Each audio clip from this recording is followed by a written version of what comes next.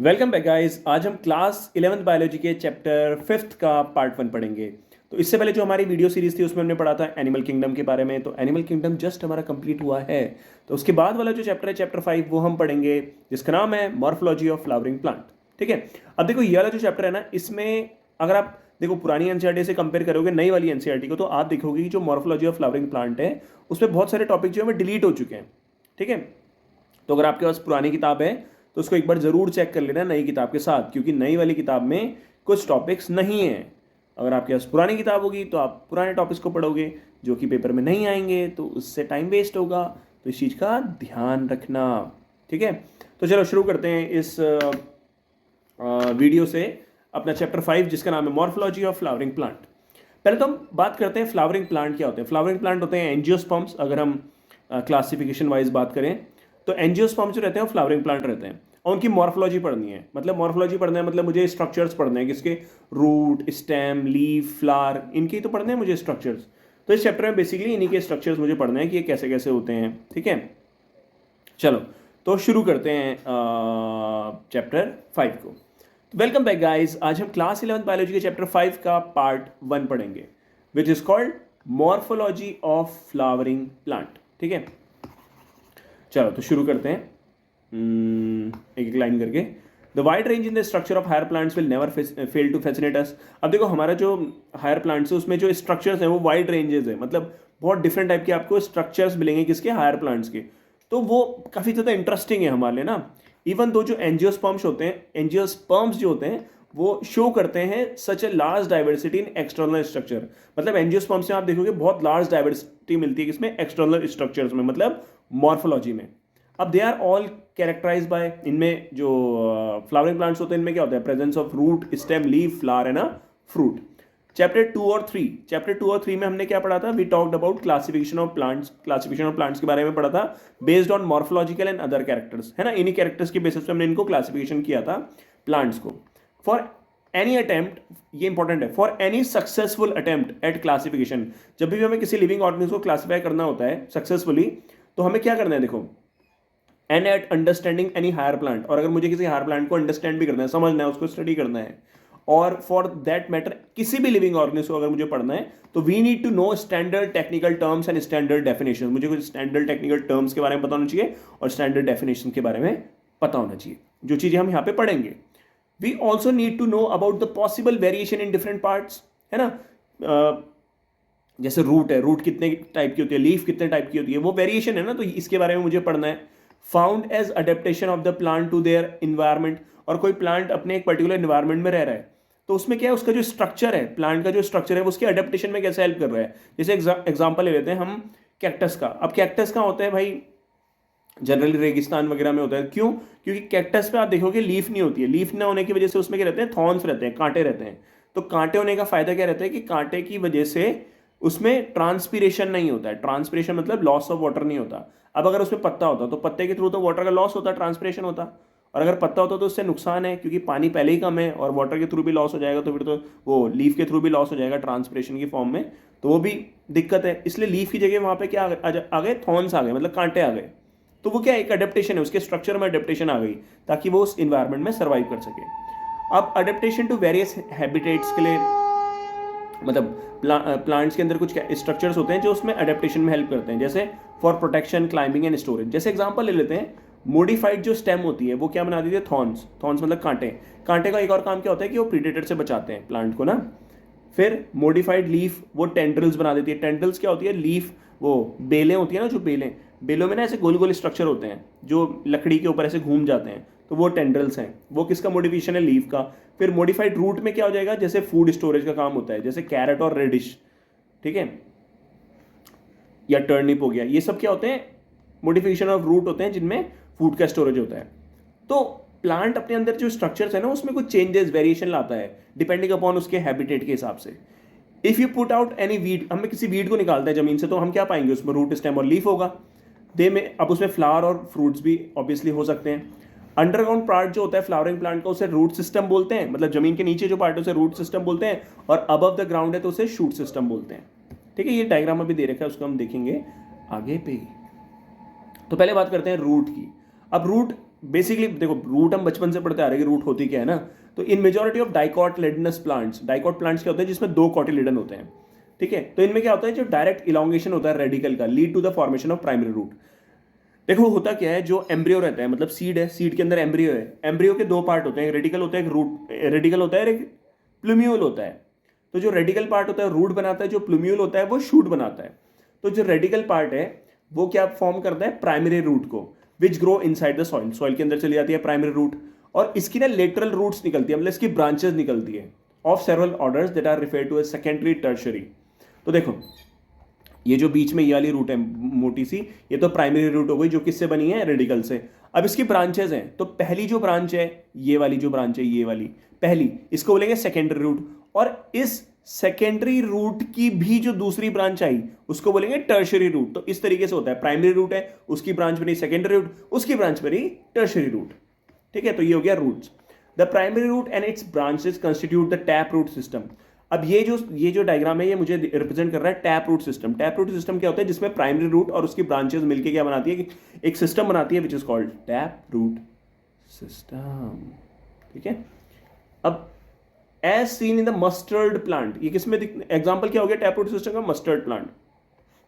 In monocotyledonous plants the primary root is short lived. ये important है, monocot जो plants होते हैं उसमें प्राइमरी रूट शॉर्ट लिव्ड होती है, वो खत्म हो जाती है एक टाइम के बाद, बट वो रिप्लेस हो जाती है by large number of roots.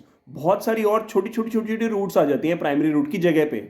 और ये जो छोटी छोटी रूट्स आती है कहां से आती हैं, these roots originate from the base of the stem. Stem के जैसे स्टेम है ना, इसके बेस से ऐसे करके रूट्स निकल जाती हैं बहुत सारी इस तरीके से, और वो कंस्टिट्यूट करती है फाइब्रस रूट सिस्टम को। अब इसका डायग्राम देख लेते हैं पहले। ये तो रही भाई अपनी कौन सी, टैप रूट सिस्टम, ठीक है। ये मेन रूट हो गई प्राइमरी रूट, और इसकी ब्रांचेज हो गई लेटरल, और ये फाइब्रस रूट हो गई। देखो ये फाइब्रस रूट में इतनी छोटी छोटी बहुत सारी क्या आ गई, रूट्स आ जाती हैं एक साथ, तो these are called fibrous roots. Fibrous roots का एग्जांपल क्या हो जाएगा, वीट, मतलब गेहूं, as seen in a wheat plant. अब in some plants like grass और Monstera and the banyan tree, root arises from the part of the plant other than the radicle. अब किसी किसी प्लांट में क्या होता है, देखो जनरली रूट जो होता है वो किससे बनता है, रेडिकल से बनता है, बट लेकिन कभी कभी रेडिकल की जगह पे कोई और पार्ट है जो रूट को बना देता है, तो ऐसी रूट्स को बोलते हैं एडवेंटिशियस रूट्स। अब जैसे आपने बेनियन ट्री देखा होगा, बेनियन ट्री में ना जैसे बड़ा सा बेनियन ट्री है, उसमें क्या है, उसमें ना ऐसे करके ब्रांच ऊपर से ही उसकी स्टेम से क्या निकलती हैं, ऐसे रूट्स रहती हैं जो जमीन में जाती हैं, फिर ऊपर से लटकती हुई रहती है ना जो नीचे जाती है, वो कैसी रूट्स हैं, these are called adventitious roots. अब इसमें जैसे ये यहाँ पे एग्जांपल दे रखा, ये है प्रॉपर स्टेम, स्टेम की ये ब्रांच निकल चुकी है और ये ब्रांच कहाँ जाती है, फिर ये जो ब्रांच है एक्चुअली ये एडवेंटिशियस रूट है। एडवेंटिशियस रूट्स स्टेम से बन रही है, मतलब रेडिकल से नहीं बन रही है, तो ये एडवेंटिशियस रूट्स है, ये जाएगी सॉइल में और वही वाटर का एब्जॉर्प्शन, मिनरल्स का एब्जॉर्प्शन करेगी। अब main function of the root system are absorption of water and minerals from the soil. जो मेन फंक्शन है रूट सिस्टम का वो क्या है, absorption of water and mineral from the soil, ठीक है। Providing a proper anchorage to the plant part, और ये क्या प्रोवाइड करते हैं, प्रॉपर एनकरेज। एनकरेज का मतलब क्या होता है, प्लांट को एक जगह पे रखने के लिए, मतलब उनको मजबूती देना ना सॉइल पे। Storing reserve food material, food reserve को स्टोर करता है, और synthesis of plant growth regulators which is called plant hormones, उसका भी प्रोडक्शन करते हैं कौन, रूट्स, ठीक है। तो अगर वीडियो आपको पसंद आ रहा है तो प्लीज़ इसको लाइक भी कर देना यार, क्योंकि यूट्यूब को तभी पता चलेगा ना कि वीडियो अच्छा है या नहीं। तो पहले आपको अच्छा लगेगा, फिर आप लाइक करोगे, तो फिर यूट्यूब को लगेगा कि हाँ वीडियो है अच्छा, देन दे रिकमेंड, है ना, तभी वो रिकमेंड करेगा। अब आता है रीजन ऑफ रूट्स। तो root is covered at the apex by thimble like structure called the root cap. अब रूट के कुछ हम रीजन्स की बात करेंगे। तो सबसे पहले ये जो रूट के जो एपेक्स है, मतलब एंड है, ये किससे कवर्ड है, थिम्बल। थिम्बल मतलब होता है कवरिंग, जो स्ट्रक्चर होता है उससे रहता है, कवर्ड रहता है, इसे रूट कैप बोलते हैं। ये रूट कैप क्या करता है, it protect the tender apex of the root as it make it way through the soil. अब देखो रूट के लास्ट जो पार्ट है वो कैसे सॉफ्ट है, और उसको जमीन के नीचे रास्ता बनाना है, तो जमीन के नीचे रास्ता बनाने के लिए उसके ऊपर एक कवरिंग होनी चाहिए जो उसे प्रोटेक्ट करेगी, है ना। तो वो रूट कैप है। A few millimetre above root cap के ऊपर आप देखोगे रीजन ऑफ मेरिस्मेटिक एक्टिविटी मिलेगी। रीजन ऑफ मेरिस्मेटिक एक्टिविटी में क्या होता है, बहुत ज्यादा सेल्स का डिवीजन होता है। तो यहाँ पे जो सेल्स होते हैं वो मेरिस्मेटिक सेल्स होते हैं, और इनकी खासियत क्या है, ये सेल्स बहुत ज्यादा स्मॉल होते हैं, लिखा है ना यहाँ पे, थिन वॉल्ड होते हैं विद डेंस प्रोटोप्लाज्म, ठीक है, छोटे होते हैं, थिन वॉल्ड होते हैं, डेंस प्रोटोप्लाज्म होता है, और एक स्मॉल वैक्यूल इसमें प्रेजेंट होगा। The cells of this region are small, thin walled and dense protoplasm. They divide repeatedly बहुत तेज से डिवाइड करते हैं. The cells proximal to this region undergo rapid elongation and enlargement and are responsible for growth of the root in a length. तो जो cells होंगे ना, cells proximal to this region, कौन सा, इससे ऊपर का जो रीजन है, वहां पे क्या होता है, सेल्स जो होते हैं वो रैपिडली इलोंगेट करते हैं, डिवाइड नहीं, इलोंगेट करते हैं, एनलार्ज होते हैं, जिसकी वजह से क्या होता है, जो रूट की लेंथ है वो बढ़ जाती है, मतलब इंक्रीज हो जाती है. अब यहाँ पे देखो, ये जो रीजन ऑफ इलोंगेशन है ना, इसमें जो सेल्स होंगे उनके अंदर जो वैक्यूल होगा ना वो एनलार्ज हो जाता है, मतलब बड़ा हो जाता है वैक्यूल. इधर तो वैक्यूल क्या है, मेरिस्टेमेटिक में छोटा सा है, बट लेकिन जब यहाँ पे जो सेल्स जाते हैं वो क्या होते हैं, उनमें जो वैक्यूल होता है ना वो साइज में बड़ा होने लगता है, जिसकी वजह से सेल इलोंगेट हो जाता है. तो इसे रीजन ऑफ इलोंगेशन बोलते हैं. तो यहाँ पे लिखा है वैक्यूल ग्रो इन साइज और सेल इलोंगेट. फिर इसके बाद क्या है, दिस रीजन, ये तो हो गया region of elongation. The cells of the elongation zone gradually differentiate and mature. अब जो इलोंगेशन जोन की जो सेल्स हैं वो ग्रेजुअली डिफरेंशिएट होते हैं और मैच्योर हो जाते हैं. डिफरेंशिएट का मतलब होता है कि जैसे ये मेरिस्टेमेटिक सेल्स हैं, मतलब जो डिवाइडिंग सेल्स हैं, वो कन्वर्ट हो जाते हैं किसमें, परमानेंट सेल्स में. मेरिस्टेमेटिक सेल्स डिवाइडिंग सेल्स होते हैं. मेरिस्टेमेटिक सेल्स जब अपनी डिवाइड करने की कैपेसिटी को खो देते हैं तो वो कन्वर्ट हो जाते हैं किसमें, परमानेंट सेल्स में, और मैच्योर हो जाते हैं. तो सेम यहाँ पे भी होता है, मेरिस्टेमेटिक सेल्स डिवाइड होना बंद कर देंगे और वो मैच्योर हो जाएंगे, और फिर क्या बनेगा यहाँ पे, hence this zone proximal to the region of elongation. Elongation से ऊपर जो जोन होगा उसे बोलेंगे रीजन ऑफ मैच्योरेशन. तो यहाँ पे जो सेल्स होंगे वो प्रॉपरली मैच्योर हो चुके हैं, डिवाइडिंग नहीं है. From this region some of the epidermal cells form very fine and delicate thread like structure called root hairs. अब यहाँ पे देखो, जो एपिडर्मल सेल्स होंगे, यहाँ पे जो कवरिंग वाले एपिडर्मल सेल्स होते हैं ना, वो क्या, उन्हीं से क्या बनता है, यहाँ पे रूट हेयर्स बनते हैं. रूट हेयर्स क्या होते हैं, छोटे छोटे हेयर लाइक स्ट्रक्चर होते हैं जो रूट से निकलते हैं, और ये कहाँ पे बनते हैं, रीजन ऑफ मैच्योरेशन पे. ध्यान रखना, root hairs are present on the region of maturation. These root hair absorb water and minerals from the soil. और ये वाटर और मिनरल्स का एब्जॉर्प्शन करने में हेल्प करते हैं, मतलब सरफेस एरिया को इंक्रीज करते हैं for water and mineral absorption. ठीक है. अब the stem. What are the features that distinguish a stem from a root. तो स्टेम रूट से कैसे अलग है. A stem is the ascending part of the axis bearing branches, leaves, flower and fruit. अब आपको पता है स्टेम जो है वो ascending part है, मतलब जमीन से ऊपर है, ऐसे करके जा रहा है. ठीक है ना. तो इसमें क्या होता है, इसमें होता है लीव्स होते हैं, फ्लावर्स होते हैं, फ्रूट्स होते हैं. It develop from the plumule of the embryo. जो रेडिकल है वो रूट बनाता है, जो प्लूम्यूल है वो शूट बनाता है. ठीक है ना. Of A germinating seed. तो जर्मिनेटिंग सीड के अंदर एम्ब्रियो है, एम्ब्रियो के अंदर प्लूम्यूल है, प्लूम्यूल जो है वो स्टेम को बनाता है. ठीक है, शूट को बनाता है. The stem bear node and internode. अब जो स्टेम होता है उसमें नोड और इंटरनोड होते हैं. नोड होता क्या है, the region of the stem where leaves are born. Stem का वो पार्ट जहां पे लीव्स बॉर्न हो रहे हैं, मतलब लीव्स बन रहे हैं, these are called nodes. While internodes are the portion between two nodes. अब देखो यहां पे ये डायग्राम देखना, तो यहां पे क्या है, ये वाला पार्ट हो गया नोड, क्योंकि यहां पे लीफ बन रही है. ये वाला पार्ट भी हो गया नोड, क्योंकि यहां पे लीफ बन रही है. तो ये तो नोड हो गया, दो पार्ट. ठीक है, नोड और नोड. इनके बीच का जो पार्ट है ये वाला, इट इज कॉल्ड इंटरनोड. ठीक है, दो नोड्स के बीच का पार्ट होता है इंटरनोड.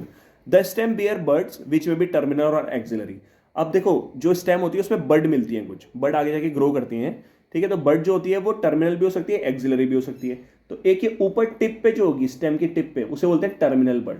और एक्सिलरी बर्ड कौन सी होती है, एक्सिलरी बर्ड वो बर्ड होती है जो नोड पे बनती है. जैसे लीफ जहां से ओरिजिनेट हो रहा है ना, वहां पे देखो ध्यान से समझना, स्टेम में जहां से लीफ ओरिजिनेट कर रही उसको तो क्या बोलते हैं, नोड पार्ट. नोड पार्ट के पास जो ये वाला पार्ट होता है इसे बोलते हैं एक्सिल. ठीक है, एक्सिल. और इस एक्सिल पे जो ये बर्ड ग्रो करती है उसे बोलते हैं एक्सिलरी बर्ड. ठीक है, तो यहाँ पे भी देखो, यहाँ पे ये नोड है, मतलब यहाँ पे लीफ ओरिजिनेट हो रही है, यहाँ पे जो बर्ड है it is called axillary bud. यहाँ पे क्या है, ये नोड है, यहाँ पे लीफ ओरिजिनेट कर रही है, यहाँ पे कौन सी बर्ड है, एक्सिलरी बर्ड. तो stem is generally green when young obviously, और जैसे जैसे टाइम के साथ क्या होता है, वुडी और डार्क ब्राउन हो जाता है. मेन फंक्शन क्या है स्टेम का, spreading out branches bearing leaf, flower and fruit. तो स्टेम का फंक्शन क्या है कि वो ब्रांचेस बनाने में हेल्प करता है, मतलब ब्रांच बनेंगी तो उसमें लीफ, फ्लावर और फ्रूट ऑब्वियसली प्रेजेंट होंगे. It conduct water, minerals and photosynthates. अब स्टेम के थ्रू के तो क्या होता है, कंडक्शन होता है ना इनका, वाटर, मिनरल्स और फोटोसिंथेट्स. फोटोसिंथेट्स मतलब जो फोटोसिंथेसिस की मदद से जो कुछ भी बनता है वो उसका ट्रांसपोर्ट होगा. Xylem phloem. Some stem perform the function of storage. कुछ तो स्टोरेज का काम करते हैं, कुछ सपोर्ट का करते हैं, कुछ प्रोटेक्शन करते हैं, और कुछ वेजिटेटिव प्रोपोगेशन में हेल्प करते हैं। वेजिटेटिव प्रोपोगेशन का मतलब समझते हो? वेजिटेटिव प्रोपोगेशन का मतलब होता है एक टाइप का रिप्रोडक्शन जिसमें क्या होता है, रूट, स्टेम या लीफ ये मिलके जब किसी नए प्लांट को प्रोड्यूस करते हैं, these are called vegetative propagation. Actually एक एसेक्सुअल रिप्रोडक्शन है। अच्छा, यहाँ पे एक पॉइंट है, टर्मिनल बर्ड जो होती है वो डेवलप होती है फ्रॉम द टिप, देखो terminal bud develop from the tip of the stem, stem की टिप पे क्या बन जाती है, terminal bud. Axillary bud produce कहां पे होती है, from the leaf node of the stem, जो लीफ नोड है, ये लीफ नोड वाला जो पार्ट है वहां पे कौन सी बनती है, एक्सिलरी बर्ड। अब आता है हमारा पार्ट लीफ का। तो लीफ क्या है, जल्दी जल्दी बोल रहा हूँ मैं इसलिए क्योंकि वीडियो बहुत लंबा हो जाएगा, 15 मिनट का तो हो चुका है पहले से। और अगर आप अभी इस वीडियो को देख रहे हो तो प्लीज़ लाइक करना यार, क्योंकि मैं आपको एक लाइक दे रहा हूँ, क्योंकि इतने बड़े वीडियोस कोई देखता नहीं है, बट आप देख रहे हो तो थम्स अप टू यू, ठीक है, एंड थैंक्स। अब leaf is a lateral generally flat and structure born on stem, stem पे साइड से, लेटरली साइड से निकलता है कौन सा, एक फ्लैट स्ट्रक्चर जिसे बोलते हैं लीफ, और it developed at the node, node पे डेवलप करता है। Bear a bud in its axil, axil मैंने आपको पार्ट बोला था ना, जैसे ये यहाँ पे ये क्या होगा, नोड हो गया ये, ठीक है, और यहाँ पे क्या होगा, ये पार्ट होता है एक्सिल, और यहाँ पे ये एक्सिलरी बड, ये एक्सिलरी बड ऐसे निकलती है, जैसे ये यहाँ पे एक्सिलरी बड इस तरीके से। तो एक्सिलरी बड लेटर डेवलप्ड इनटू ब्रांचेस। अब एक्सिलरी बड बाद में क्या बना देगी, ब्रांच बना देगी, जैसे ग्रो करेगी ऐसे ब्रांच बन गई, फिर इस पे नए पत्ते आने शुरू हो जाएंगे। Leaf originate from shoot apical meristem and are arrange in an acropetal order. Leaf जो होती है वो ओरिजिनेट होती है किससे, शूट एपिकल मेरिस्टेम से। What is shoot apical meristem, ये शूट है, इसकी टिप पे क्या होता है, यहाँ पे एक मेरिस्टेम होता है which is called apical meristem, shoot apical meristem मतलब शूट की टिप पे, उसी से लीफ ओरिजिनेट होती है, और लीफ एक्रोपिटल ऑर्डर में होती है। एक्रोपिटल ऑर्डर का मतलब होता है कि जैसे स्टेम है, इसमें ओल्डर लीफ जो है वो नीचे होंगी, और जैसे जैसे हम ऊपर जाएंगे तो यंगर लीफ मिलनी शुरू हो जाएंगे। तो बस यही अरेंजमेंट को बोलते हैं एक्रोपिटल, मतलब ओल्डर लीफ पीछे, यंगर ऊपर, नई लीव्स ऊपर रहेंगी। They are most important vegetative organ for photosynthesis, obviously vegetative organ है ना सबसे मेन, जो फोटोसिंथेसिस करने में हेल्प करेगा। A typical leaf consist of 3 main parts, leaf base, petiole and lamina. Leaf base, petiole और लेमिना, क्या क्या पार्ट हो गए भाई, लेमिना हो गया ये वाला पूरा जो पत्ता होता है, वो ऑब्वियसली हम पत्ता बोलते हैं, वो तो हो गया हमारा लेमिना, ठीक है। पेटियोल कौन सा पार्ट है, ये वाला जो स्टेम से जोड़ रहा है इसको और लीफ बेस ये लास्ट वाला पार्ट, ये वाला जहां से जुड़ रहा है, ठीक है। तो leaf is attach to the stem by leaf base, leaf attach होती है किससे, स्टेम से, बाय लीफ बेस, समझ रहे हो ना, leaf attach to the stem by leaf base and may bear 2 lateral small leaf like structure called stipules. ये देखो यहाँ पे जो लीफ बेस है, यहाँ पे क्या निकल रहा है, ये स्टिप्यूल, स्टिप्यूल एक स्ट्रक्चर होता है जो छोटा लीफ की तरह स्ट्रक्चर होता है, ठीक है। ये कभी कभी टेंड्रल्स में कन्वर्ट हो जाता है या कांटे में कन्वर्ट हो जाता है, मतलब स्पाइनी हो जाता है ये। इन मोनोकॉटिलेडन्स जो लीफ बेस इंपॉर्टेंट है, मोनोकॉट्स में क्या होता है, जो लीफ बेस होता है ना वो एक्सपेंड हो जाता है, लीफ बेस एक्सपेंड मतलब फैल जाता है into a sheath covering the stem partially और होली, और ये क्या करता है, शीथ ये स्टेम को कवर कर लेता है पार्शियली या पूरी तरीके से। तो देखो ये वाला डायग्राम देखना, जैसे आपने मक्की के पेड़ देखे होंगे उनमें होता है ये, तो ये तो हो गया पत्ता, पत्ते का ब्लेड हो गया, ब्लेड मतलब ये पत्ता जो हो गया पूरा, ठीक है। और इसमें देखना कि ये जो लीफ बेस होगा ना ये एक्सटेंड हो जाता है, और ये कैसा हो जाता है, ऐसे चौड़ा सा हो जाता है, और ये स्टेम को देखो कवर कर रहा है, तो इसको क्या बोल रहे हैं हम, शीत, समझ रहे हो ना बात को, शीत बोल रहे हैं इसको, ठीक है। तो in some leguminous plants the leaf base may become swollen, leguminous plants में क्या होता है, जो लीफ बेस होता है वो सोलन हो जाता है, और क्या बना देता है, पल्विनस, एक पार्ट होता है pulvinus which is called the pulvinus. The petiole help hold the blade to the light, petiole का काम क्या है, लाइट में रखता है ना उसको, मतलब होल्ड करके रखता है किसको, पत्ते को। Long thin flexible petiole, long thin flexible petiole से क्या होगा, जो लीफ ब्लेड होगा फ्लटर करेगा, मतलब ऐसे ऐसे ऐसे विंड में फ्लटर करेगा, thereby cooling the leaf, और लीफ कूल होगी जिसकी वजह से bringing fresh air to the leaf surface. इसके बाद क्या है, द लेमिना और leaf blade is green, lamina मतलब ये वाला जो पार्ट हो गया, ये क्या है, और या लीफ ब्लेड भी बोलते हैं, ये ग्रीन एक्सपेंडेड चौड़ा पार्ट रहता है लीफ का, with veins and veinlets. Veins क्या होती है देखो, पहले देख लेते हैं एक minute. There is usually a middle prominent vein which is known as midrib. तो लीफ में क्या होता है, सबसे पहले तो एक बीच में एक वेन होती है मोटी सी, इसे क्या बोलते हैं, मिडरिब, ठीक है। फिर इसकी ब्रांचेस निकलती है, तो ये हो गया कौन सा ब्रांच, ये हो गया जो पहली ब्रांच निकल रही है, इट इज कॉल्ड वेन। जो दूसरी निकल रही है, दूसरी ये वाली, इसको क्या बोलेंगे, वेनलेट। वेन की भी जो दूसरी ब्रांच निकलेगी उसे वेनलेट बोलेंगे। वेन्स क्या प्रोवाइड करता है, एक तो रिजिडिटी देता है लीफ ब्लेड को, मतलब मजबूती देता है, साथ में act as channel of transport of water, minerals and food materials. Water, minerals और फूड मटेरियल्स का ट्रांसपोर्ट भी इन चैनल्स के थ्रू होता है। The shape, margin, apex, shape, margin, apex, surface and extent of incision of lamina varied in different leaves. Incision मतलब ये जो कट लग रहा है, ये ऐसे ऐसे, इसे बोलते हैं इंसिजन। कितना एक्सटेंट मतलब कितने अंदर तक ये कट लगा हुआ है। अरे यार जैसे पत्ते ऐसे होते हैं ना कुछ, तो इसमें इंसिजन के अंदर तक है, कुछ ऐसे होते हैं जिसमें छोटा छोटा ही रहता है, ठीक है। तो इंसिजन भी अलग अलग टाइप के हो सकते हैं। तो ये चीज़ हम अभी थोड़ा आगे भी देखेंगे नेक्स्ट वीडियो में, ठीक है। तो आई होप ये वीडियो आपको पसंद आया होगा। इतना ही रहने देते हैं क्योंकि ये वीडियो बहुत ज़्यादा बड़ा बन चुका है, 20 मिनट का वीडियो है, तो ऑब्वियसली यार बड़े वीडियोस को थोड़ा सा उतना वो नहीं मिलता ना, तो इतना रहने देते हैं। 21 मिनट का ये वीडियो हो चुका है। So finally, thank you so much for watching this video and thank you for supporting always NCERT का ज्ञान. Bye bye.